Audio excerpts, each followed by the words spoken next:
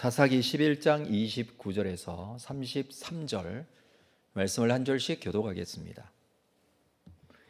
이에 여호와의 영이 입다에게 임하시니 입다가 길르앗과 므낫세를 지나서 길르앗의 미스베에 이르고 길르앗의 미스베에서부터 암몬 자손에게로 나아갈 때에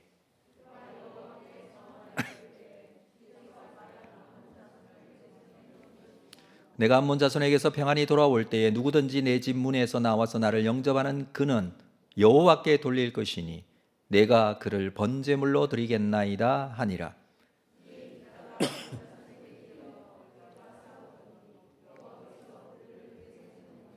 함께 읽습니다.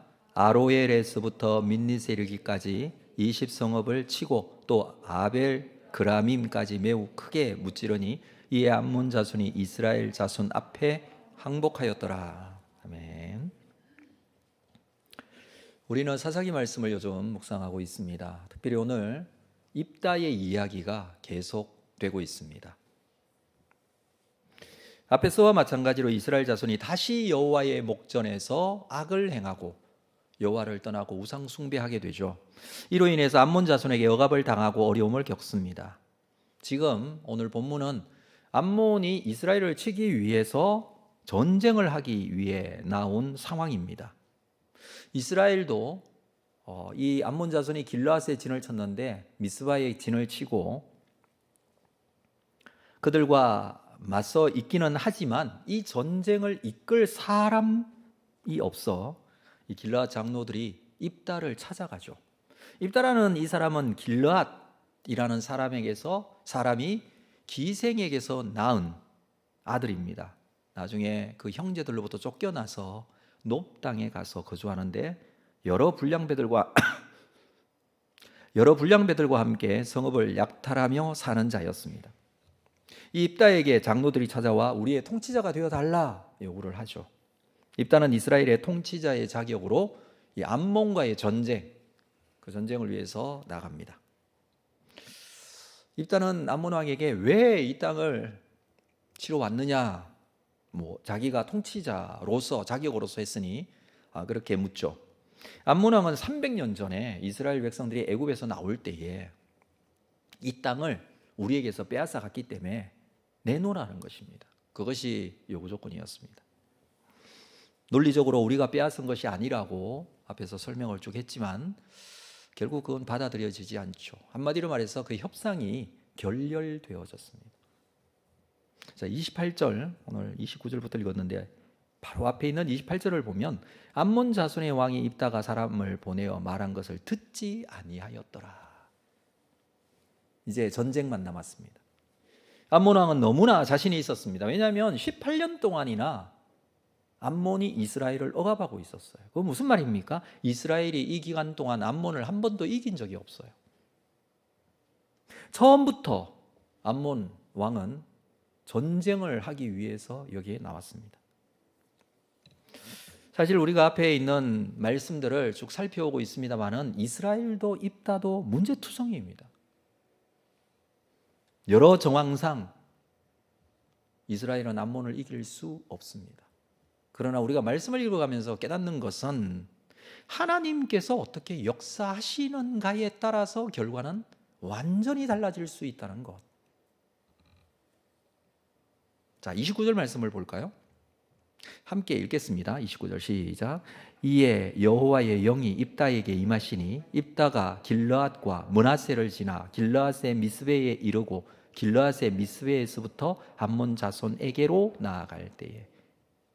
자, 전쟁이 시작되었는데 여호와의 영이 입다에게 임했다라고 합니다. 성령이 그와 함께 하셨다라는 것이죠. 이 표현이 사사기에서 좀 종종 등장하는 표현이죠. 온니엘에게 여호와의 영이 임했죠. 그리고 기드온에게도 여호와의 영이 임했습니다. 그리고 앞으로 우리가 살펴볼 14장에 나오는 삼손에게도 여호와의 영이 임했다라는 표현이 자주 등장합니다. 자, 여호와의 영이 임했다. 이것은요, 영을 받은 사람이 무슨 영성이 좋아지거나 모든 것이 잘 될 것을 뜻하는 것은 아닙니다. 다만 영을 받은 사람에게 하나님께서 그 권한을 그에게 위임해 주는 것이죠. 하나님께서 입다에게 주의 백성을 위해 전쟁할 수 있는 권한을 위임해 주시는 것입니다. 그러니까 여호와의 영이 임한 것은 자동적으로 어떻게 그 사람을 사로잡고 그 사람을 변화시켜서 그 사람이 신실한 주의 종이 된다는 것을 보장하는 것은 아니라는 거예요. 우리가 이걸 좀 혼돈해서는 안 됩니다. 사사들을 살펴보면 여호와의 영이 임한 사람들 어떻습니까? 여호와의 영이 임했던 온니엘, 하나님의 영이 임해서 이스라엘을 구원하게 되죠. 그런데 기드온 같은 경우에는 여호와의 영이 임했음에도 불구하고 하나님의 말씀에 대해서 계속해서 의심을 품습니다. 나중에 전쟁에 이기고 나서도 굉장히 심각한 문제가 있게 되죠. 삼손은 어떻습니까? 여호와의 영이 임했는데 오히려 통제불능이 돼요. 사사들의 성향은 갈수록 악화되고 통제불능 상태가 되어 갑니다. 물론 여호와의 영이 약화된 건 아닙니다. 하나님의 역사가 약하다는 것을 말하는 것은 아닙니다. 다만 이 사사들의 완악함이 더해 가서 하나님의 영의 영향받기를 거부하는 것이죠. 우리도 마찬가지예요. 여러분, 예수 그리스도를 믿으면 우리 안에 성령이 임하십니다. 믿으십니까? 그렇죠. 믿는 자에게 성령을 선물로 주신다고 말씀을 하셨죠. 성령께서 우리 속에 들어오세요. 그럼에도 불구하고 그 성령의 인도하심을 받기를 거부하는 경우가 얼마나 많습니까? 자, 이런 측면에서 입다의 이야기도 해석되어져야 합니다. 하나님께서는 다시 한번 이스라엘에게 구원의 손길을 펴신 것입니다. 누구를 통해서? 입다를 통해서. 그래서 입다에게 여호와의 영이 임한 것입니다. 비록 입다의 경우 순전히 사람들의 결정으로 이스라엘의 통치자로 세워졌어요. 사사는 늘 하나님께서 세우시는데 입다의 경우는 장로들이 찾아가서 우리의 통치자가 되어달라고 하면서 세워요. 사람이 세워요. 어디에도 하나님께서 간섭하시고 하나님께서 함께 하시고 하나님께 간구하고 구하고 하나도 없어요. 그리고 입다 자신도 마찬가지예요. 이 사람이 어떤 사람이었습니까? 불량한 사람들과 함께 사람들을 약탈하며 살았던 사람이에요. 입다는 장로들과 협상하면서 이스라엘의 통치자가 되었습니다. 그렇지만 하나님께서는 이 또한 긍휼히 여기시고 입다를 통해서 이스라엘을 구원하는 도구로 사용하기로 작정하신 거예요. 그래서 여호와의 영이 임하신 것입니다. 여호와의 영이 임했기 때문에 입다는 위대한 사람이고 그 모든 결정이 잘 됐다, 이걸 지금 말하는 게 아니라는 거예요. 여호와의 영이 입다에게 임하시니 29절에 보면 길르앗, 므낫세, 미스바 등을 분주하게 이 입다가 돌아다닙니다. 이것은 암몬 사람들을 대적할 만한 병력을 동원하기 위해서 그렇게 한 것 같습니다. 이 부름에 이스라엘 사람들이 어떻게 반응했는지 우리는 알 수 없습니다만은, 그러나 암몬 사람들이 있는 곳으로 돌아갈 때쯤에는 충분한 군사가 채워졌음을 우리가 예상할 수 있습니다. 이유가 무엇입니까? 어떻게 이렇게 할 수 있었죠? 여호와의 영이 입다에게 임했기 때문에 그렇습니다. 입다가 활발하고 민첩한 움직임을 할 수 있었던 것은 그에게 임한 여호와의 영, 성령이 그와 함께 하셨기 때문에 이 성령의 사역이었던 거예요. 그런데 전쟁이 임하기 바로 전에 입다는 매우 어리석고 어이없는 서원을 합니다. 매우 어리석고 어이없는 서원. 한번 볼까요? 30절. 그가 여호와께 서원하여 이르되 주께서 과연 암몬 자손을 내 손에 넘겨주시면, 전쟁에서 이겨야 되죠. 31절. 내가 암몬 자손에게서 평안히 돌아올 때 누구든지 내 집 문에서 나와 나를 영접하는 그는 여호와께 돌릴 것이니 내가 그를 무엇으로 드리겠나이다? 번제물로 드리겠나이다. 너무나 적극적으로 그리고 하나님을 이용해서 전쟁에 승리하고자 하는 서원. 이 서원에는 많은 문제를 안고 있습니다. 여러분, 입다는 암몬 자손을 내 손에 넘겨주고 전쟁에 이기고 내가 평안히 돌아올 때에 번제물을 드리겠다. 번제물. 이 번제물은요, 제물 전체를 불에 태워서 드리는 제사를 번제라고 해요. 문제는 그가 번제물로 약속한 것이 무엇인가? 보통 번제물은 무엇을 드리느냐 하면 짐승을 드려요. 그렇죠? 짐승을 번제물로 드립니다. 그러나 입다는 뭐라고 말하느냐 하면 내 집 문에서 나와서 나를 영접하는 그 짐승의 제한을 두고 있지 않다는 거예요. 그리고 고대 근동 사회에서 전쟁에서 승리하고 돌아오는 사람을 환영할 때에 짐승이 동원되지는 않았어요. 그렇다면 입다가 지금 말하는 이 번제는 누구를 염두에 두고 말하는 것인가 하면 사람을 염두에 두고 말하는 거예요. 율법에서는 인간 번제를 법으로 금하고 있습니다. 자, 그때 당시에 고대 근동에 이런 풍습들이 있었어요. 사람을 번제로 드리는 풍습. 레위기 18장 21절 말씀에 보면 너는 결단코 자녀를 몰렉에게 주어 불로 통과하게 함으로 내 하나님의 이름을 욕되게 하지 말라. 나는 여호와이니라. 몰렉이라는 또는 몰록이라는 이 신을 섬기는 사람들 자녀를 불로 지나가게 하는 이 제사를 드렸어요.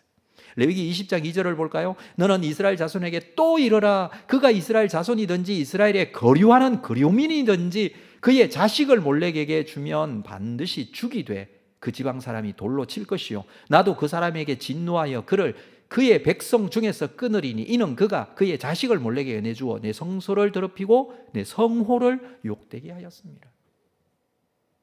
이 외에도 많은 성경 구절에서 인간 제사에 대한 금지 그리고 하나님의 진노가 많이 기록이 되어 있습니다. 지금 입다는요 하나님 앞에 쓰임 받고 있어요. 여호와의 영이 그에게 임했어요. 전쟁을 앞두고 있습니다. 그런데 하나님의 말씀에는 전혀 신경 쓰지 않는, 말씀과 전혀 상관없는 그 말씀에 위배되는 행동을 하고 있습니다. 말씀드렸다시피 원래부터 입다는 문제가 많은 사람이었어요. 하나님이 세우신 자도 아니었죠. 통치자로 세워지기 전에 사람들을 약탈하는 사람이었습니다. 불량 집단의 두목이었습니다. 우리나라 사회에서는 쉽게 이해할 수 있는 산적 두목 정도로 생각하시면 돼요. 산속 깊은 곳에 있으면서 이렇게 고갯길 넘어가는 사람들 약탈하고 막 이런 사람들 뭐 그런 위치에 있었던 사람이거든요. 그리고 이 사람이 무엇보다도 어렸을 때부터 보고 자란 이방 종교의 풍습이 아마 그의 신앙의 자리를 잡았던 것 같아요. 입다가 어디 출신이냐면 길르앗 출신이죠. 당시 이 지역에 살던 이방 사람들 중에 많은 사람이 모압의 영향을 받아서 그모스를 섬겼습니다. 그모스라는 모압 신을 섬기는 사람들이 많았습니다. 그모스 숭배자들도 신에게 바치는 제사 중 가장 순수하고 가장 감동적인 제물로 사람을 드리는 제사, 특히 아이를 번제로 드리는 것, 그게 신을 감동시킨다 이렇게 생각을 했어요. 그리고 아이 중에 하나를 바치면은 그때 당시에 우상 숭배의 가장 핵심적인 내용은, 원하는 내용은 번영이었죠. 번영, 그렇죠? 풍요였죠. 그리고 참 중요한 게 있었는데 다산이에요. 많은 아들을 낳게 해주는, 그 아들을 바치면은 많은 아들을 주신다 이렇게 생각을 한 거예요. 그래서 이쪽 지역에서는 사람을, 이 아이를, 자기의 자녀를 제물로 불에 태워서, 그래서 성경에서는 자꾸 불로 지나가게 하지 말라 뭐 이렇게 표현하는 이유가 번제물로 드리는 것 때문입니다. 그래서 그모스 숭배자들은 진정으로 원하는 것이 있을 때에 이 아이를 자기 신에게 바치는 그런 제물로 사용했습니다. 아마 입다는 그모스를 숭배하는 사람들이 간혹 사람을 바치는 제사를 드리는 것을 보고 자랐을 거예요. 여호와가 어떤 분이신지 잘 모르는 상황에서 입다는 그분을 이방 신들과 다름없는 어떤 신으로 이렇게까지 하면 하나님이 감동하신다 이렇게 생각을 했던 것 같아요. 입다의 문제가 바로 여기에 있습니다. 그러니까 애초에 입다는 사람을 번제로 드릴 생각을 하고 이 서원을 하고 있는 거예요. 좀 이해가 안 되는 게 있는데 그것이 무엇이냐면 그가 분명 사람이 그것도 전쟁에서 돌아올 때에 죄송합니다. 전쟁에서 돌아올 때에 누가 맞으러 나오느냐 하면 여인들이 맞으러 나와요. 왜냐하면 전쟁은 남자들이 다 가서 전쟁하잖아요. 그러면 여인들이 전쟁에서 돌아오는 사람들을 맞으러 나올 것을 예측할 수 있고 당시에 전쟁에 승리하고 돌아오는 군인들을 제일 먼저 반겨주는 이가 보통 여인들이었는데 그러면 자신의 집에서 누가 제일 먼저 나올까요? 여러분 이건 쉽게 생각할 수 있는 부분이에요. 자기 아내가 아니면 자기 딸이에요.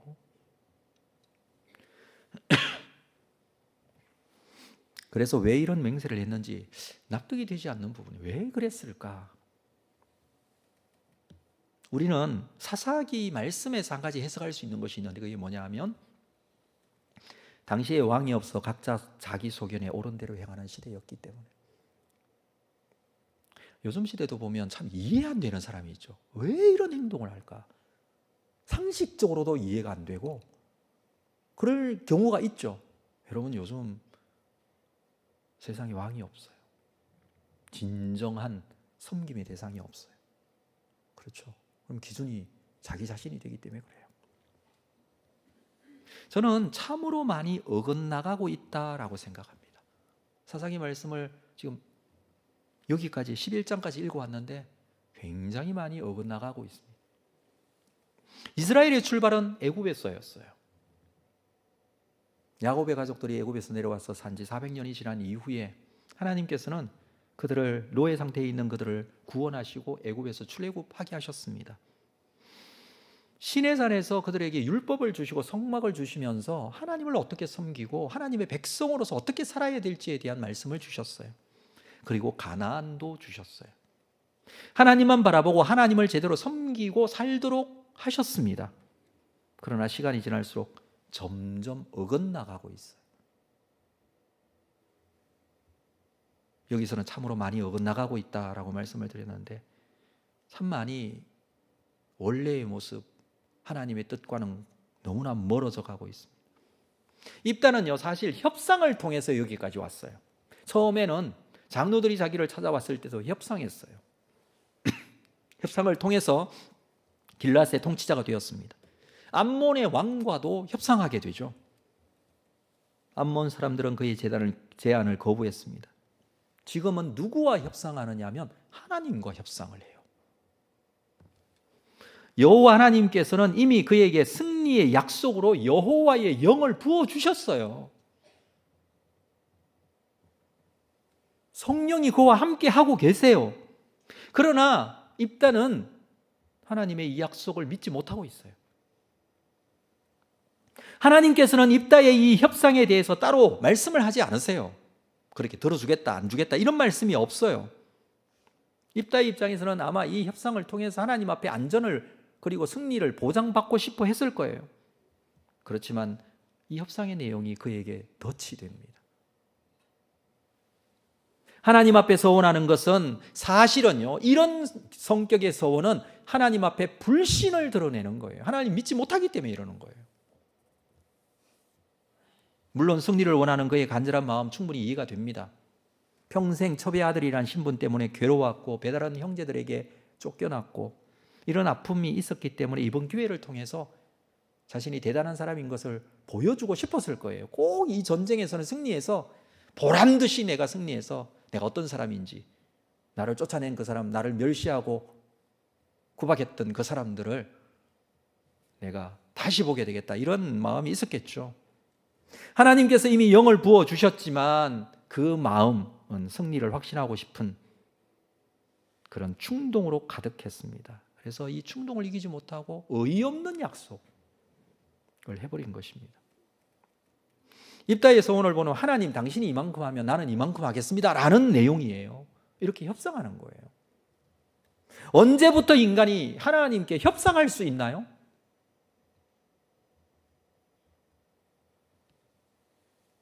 입다의 기도와 맹세가 잘못된 것입니다.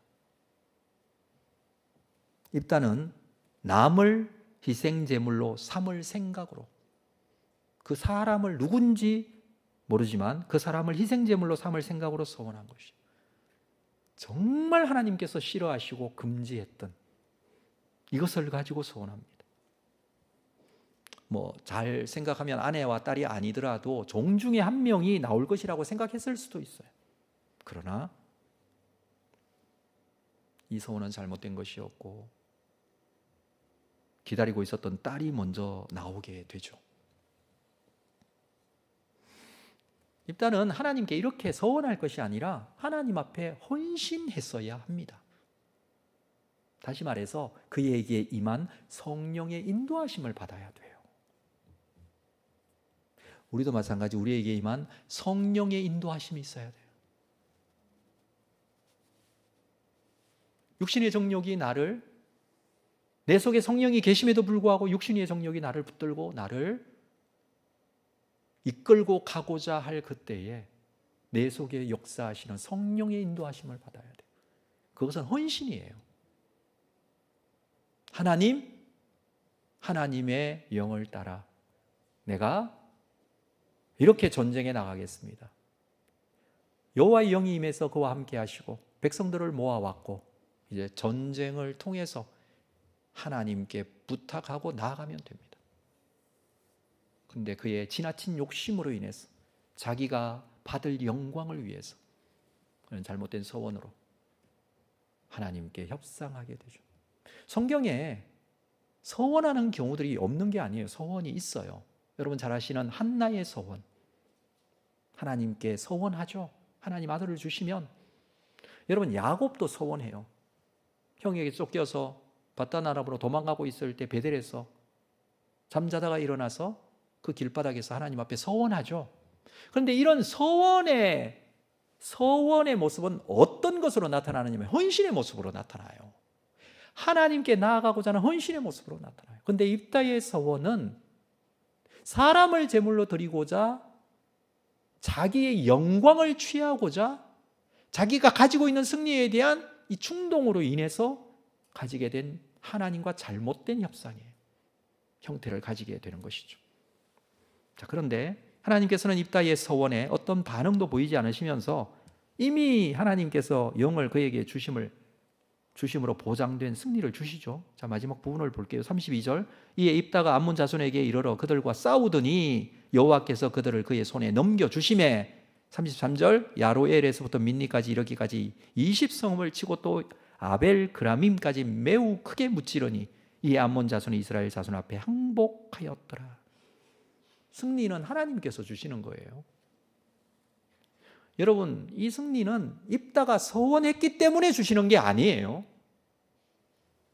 모든 영광은 입다가 아닌 하나님께서 받으시는 것입니다. 잘못된 서원이 있었지만 하나님께서는 그 백성을 긍휼히 여기시고 그들을 구원하셨습니다. 우리는 하나님을 온전히 신뢰하지 못하면 자신감이 떨어져요. 믿음이 약해져요. 그럴 때 자꾸 이런 협상을 하려고 해요. 사랑하는 성도 여러분, 하나님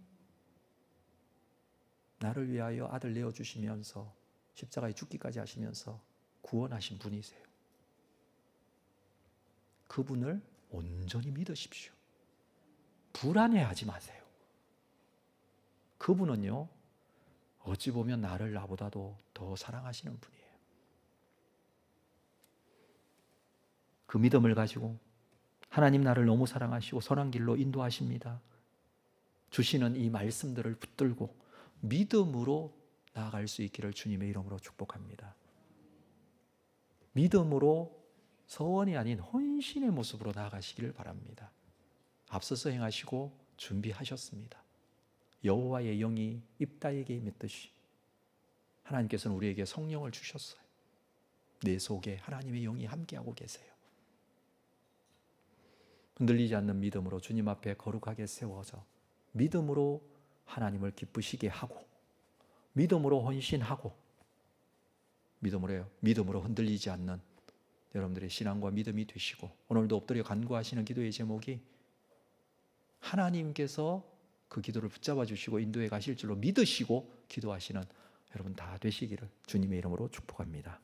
기도하겠습니다. 하나님 아버지, 오늘도 기도의 자리에 엎드립니다. 오셔서 우리의 마음과 생각까지 꼭 붙잡아 주시고 흔들리지 않는 믿음으로 주님 앞에 가기를 원합니다. 믿음으로 불안하지 않게 하시고 미래에 대한 확신과 우리를 구원하신 하나님에 대한, 그리고 그 말씀에 대한 순종을 가지고 주님 앞에 나아갑니다. 오셔서 우리를 붙잡으시고 인도하여 주시고 이 기도의 자리에서 승리할 수 있도록 함께하여 주시옵소서. 예수님의 이름으로 기도합니다. 아멘.